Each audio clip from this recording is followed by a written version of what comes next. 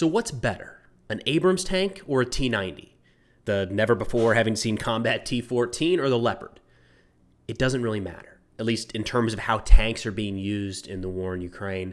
And I'm sorry in advance to all the tank aficionados out there that know these platforms inside and out, but when it comes to the Western tanks being shipped to Ukraine, they are essentially all the same. Now, while all the tankers are hammering away their nasty messages on the keyboard, probably because the artillery is still the king of battle, let's jump into a couple battlefield updates in Ukraine. We're going to start with Bakhmut in the northeast, where the majority of the heavy fighting has taken place over the last couple months.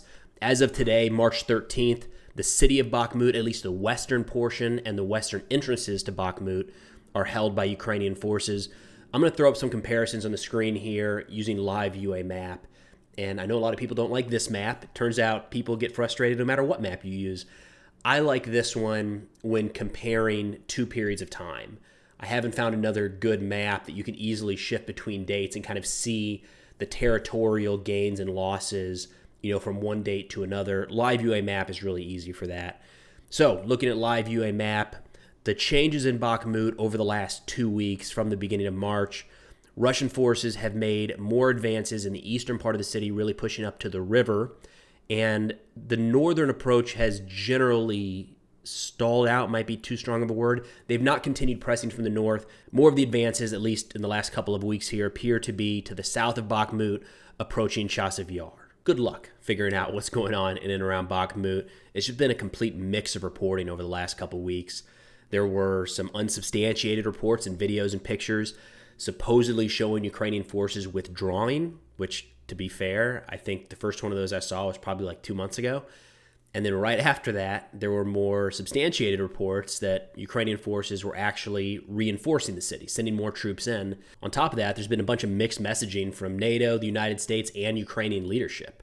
You can just as easily find an article talking about how Bakhmut is a meat grinder for Russia and that Ukraine is attriting Russian soldiers at such a rate that it benefits them to hold on till the very last minute, because even if they lose the town, Russia is sustaining so many casualties and taking it that it could be a catastrophic defeat long term. At the same time, you can also find plenty of articles talking about Ukraine's ammunition shortages in and around Bakhmut and how many casualties Ukraine is suffering in the city and how that might play into their ability or inability to carry out a counteroffensive in the coming months. And just to layer on top, some rumblings from Twitter and Telegram, nothing official, really just speculation, but he said, she said, he said down the line kind of thing.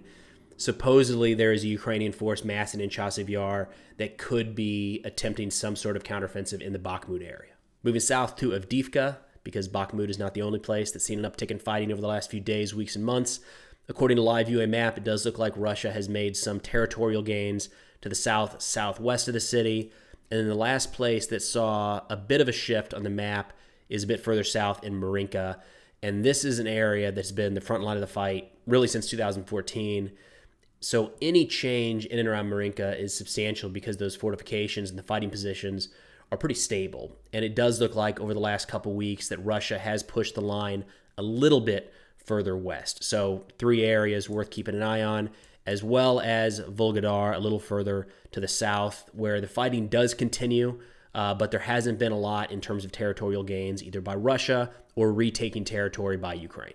All right, but moving on to the hot topic at hand, tanks. So this number changes all the time. Every time I put out a number of how many tanks are being sent, it's wrong because somebody changes it a few days later. But I think we're on or around 130, kind of in that realm. I'm going to safely say between 100 and 200.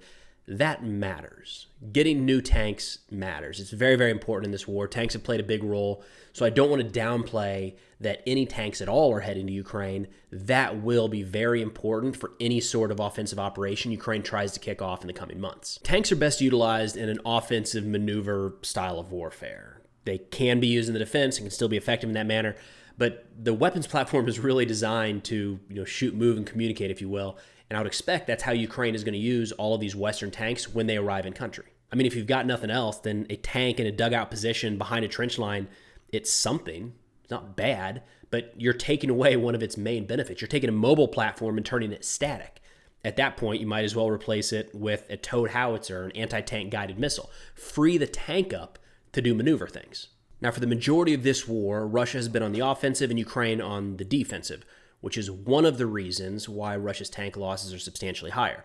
According to the website Oryx, Russia has lost almost 2,000 tanks, whereas Ukraine has lost around 500. Now, I haven't seen a study done or a statistic to pull this out, but just looking at pictures and videos and individual accounts and stories, there's been very few tank-on-tank kills so far in this war. They exist, but it's not very many. The majority of tank losses for both sides have come due to anti-tank mines, anti-tank guided missiles like the Javelin, aircraft or drones, or artillery.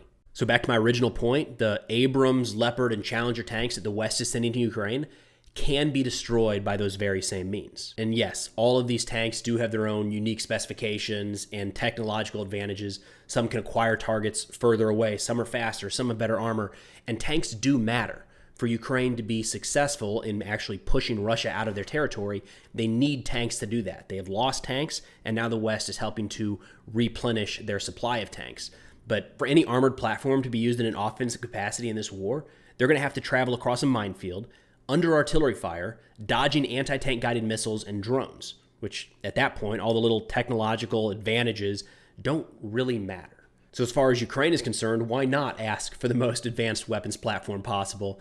But when those tanks hit the battlefield, it's looking more and more like it's a matter of quantity over quality. Not which side has the most tanks, but which side has enough to carry out their actual objectives. That's what we should think about when looking at some of these Western tank shipments to Ukraine. It's not that one Abrams equals 4 T-72s. One tank equals one tank. And the number they're going for is what Ukraine thinks they need to carry out their objective. And it's more about numbers than it is version. But that's all I got for now. Hope your week is off to a good start. I'll see y'all next time.